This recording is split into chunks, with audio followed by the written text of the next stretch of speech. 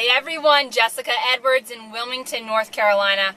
I had a buyer that looked at a property at the end of last week before the 4th of July holiday weekend.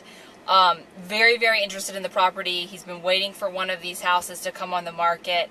Had already talked to a lender, needed to finalize a couple things, and we were going to meet this week, after the 4th of July weekend to write an offer on the property. He just wanted to finalize, make sure everything was good, whatever.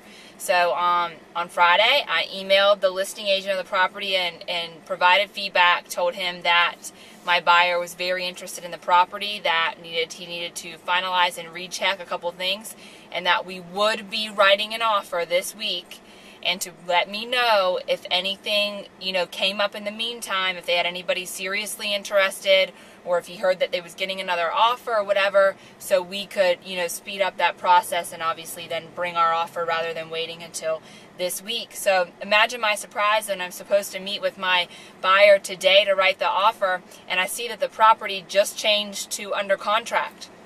So it sucks for my buyer because the property's now under contract. I call the listing agent, just to say, hey, what's up, I didn't hear anything from you. Did you get my feedback saying that we were writing an offer and to let me know if anything happened? He was like, oh yeah, I got it. I'm like, well, he said, well, I couldn't wait, 5 days for another offer. We got an offer. And I said, well, I realized that. That's why, I specifically said in the feedback to let me know if something else was coming in or anybody else was seriously interested so we could speed up our time frame.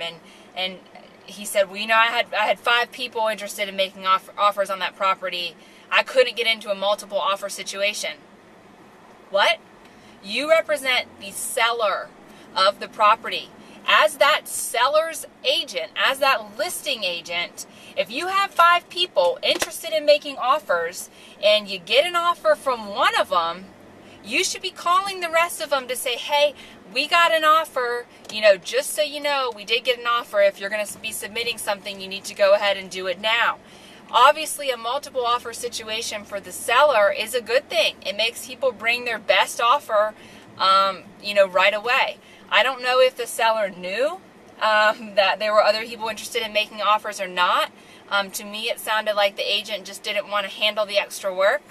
But it's frustrating, it's amazing to me when, you're supposed to be working for the seller and doing everything you can and taking the easy way out and not at least giving anybody a chance. A multiple offer situation, yes, it can be messy, it can be tricky, but it also can massively benefit the seller of the property because they can obviously end up profiting much more than just getting one offer on the property and taking that. So little words of advice, I would definitely ask your agent when you're listing your house how they would handle a multiple offer situation, if they've ever handled one, and if they feel comfortable doing so. I certainly wouldn't want to be selling my house and have my agent say, well, I didn't want to get into a multiple offer situation. So these are my thoughts. If you have any questions or comments or you disagree, please feel free to email me at jessicaedwards@seacoastrealty.com. Thanks so much for listening. Have a wonderful day.